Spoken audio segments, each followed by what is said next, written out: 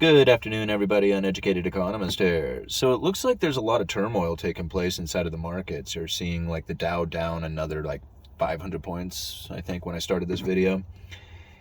And a lot of like confusion and disruptions and interest rates like on the 10-year treasuries rising. And a lot of people are wondering like what is going to happen? What's taking place? How long is this going to last? Or is this like, a shift in markets? Or housing markets going to go down? I mean, there's a lot of questions that are taking place. And, one of the questions is what's going to happen with the stock market? Now, I am of the belief that once the interest rates rise and get closer to the junk bonds, like as far as what the junk bonds are yielding, you're going to find a lot of people are going to start getting out of that junk bond market. They're going to start selling off.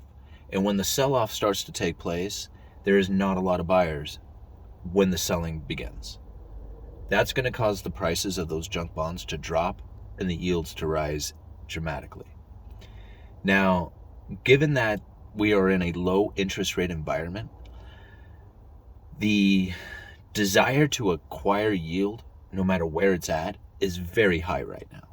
So ultimately, there are people who are looking for a fixed income. They want to know exactly how much they're going to get every year if they were to put an investment towards a particular asset. When they buy bonds, that's the fixed income that they're looking for. They want to know how much it's going to pay.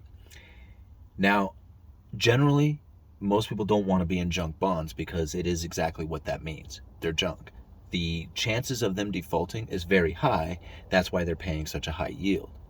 But because so many people are looking for that yield, it's caused the yields on them, the prices to go up and the yields to come down dramatically.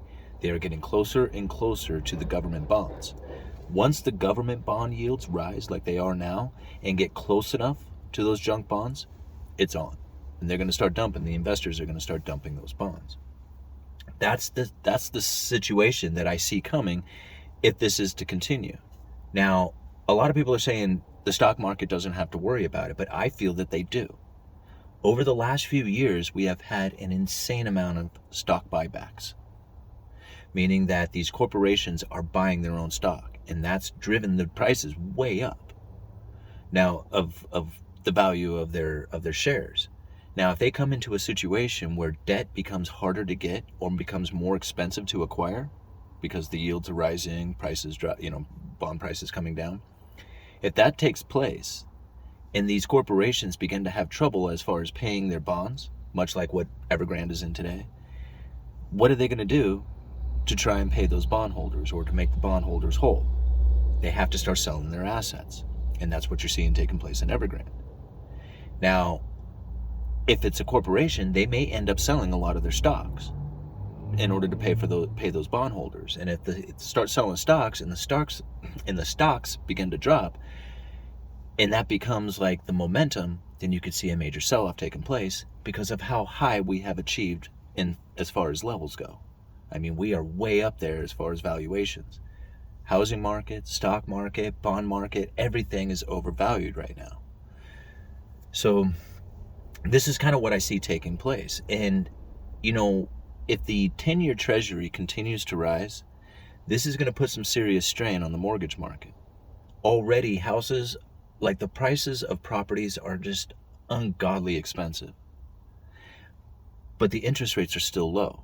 Once those things start to tick up and the interest rates begin to rise, all these expensive homes are going to have to come down in price to meet the capabilities of the buyers, which is already pretty much achieved a point where the first-time home buyers are priced out of the market.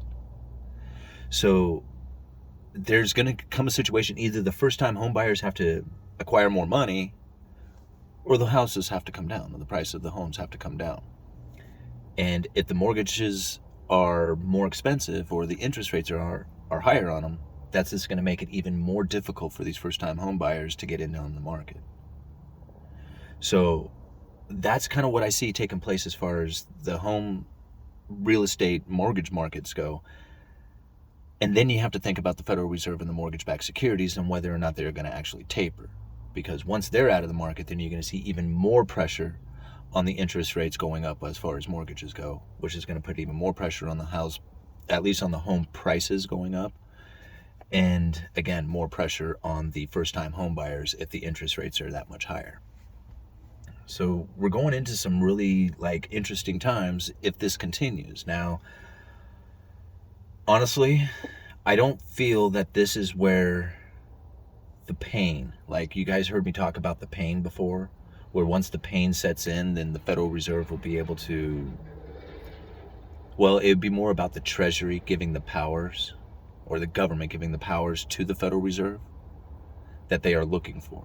Because right now, the Federal Reserve doesn't necessarily have the power to inject money directly into the system. They don't really have the capabilities of going into a negative interest rate so long as there's cash in the system. Not, at least not a significant drop into negative interest rates.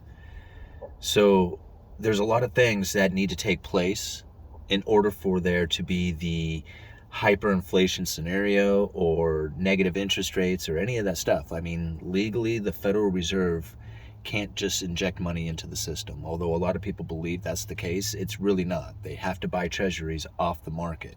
That's where the primary dealers come in.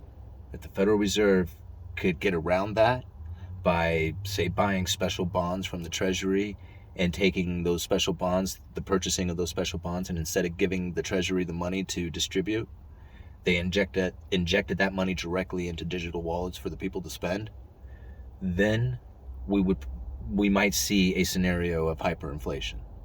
It's something like that that I feel would take place, or would need to take place, in order for there to be a significant rise in inflation that is beyond something that we're seeing now. I mean, once the supply chain crunch and breakdown has receded and we're back into a normal distribution network again, I mean, like right now, everybody can say, look at all this inflation taking place, but until that distribution network has dissipated, we don't know how much inflation really is anywhere. Go buy a 2x4 right now, it's the same price it was 4 years ago. So, there's a lot of things that are taking place right now that are very confusing and really need to play out for us to truly understand what is happening. One of the things that I was anticipating happening this week, as far as, because a lot of you know that I work retail lumber, I work at a hardware store. One of the things that I was anticipating going up this week was sheet metal. Sheet metal for doing like pole barns or, roofs or something like that. It's corrugated metal, typically 3 foot wide. I remember selling this stuff for about $1.80, say 4 or 5 years ago, would be probably a pretty typical price, was $1.80 a lineal foot for this 3 foot wide painted galvanized or painted corrugated metal. Well, last month we had a notice saying that we were going to have yet another price increase. So right now I'm selling this stuff for around $5 a lineal foot. After this price increase that was supposed to have kicked in this week, I was going to be retailing that stuff for well over $6 a lineal foot. I mean, from $1.89 all the way up to $6. So I call up the vendor, said, hey man, I just want to know if those price increases kicking in today, this week, can I still get the old price? It's kind of trying to work a deal for one of my customers. And the guy says, oh, hey, by the way, we have postponed that until November. And I'm like, wait a minute, you postponed a 10% increase in the metal prices that was announced a month ago until November? Were you anticipating the prices going up and preliminary, kind of warned the people so that they would be ready for it, but not quite sure if it was going to take place? And now it doesn't go until November? And November is not the greatest season for selling this metal, which means to me that there's probably going to be less demand during that time. I just don't see the metal going up from there. If it's already stopped going up, I can't imagine it going up during that time. It's just me. But anyway, it's still super expensive. So, stupid expensive. Anyhow, Uneducated Economist, you guys let me know.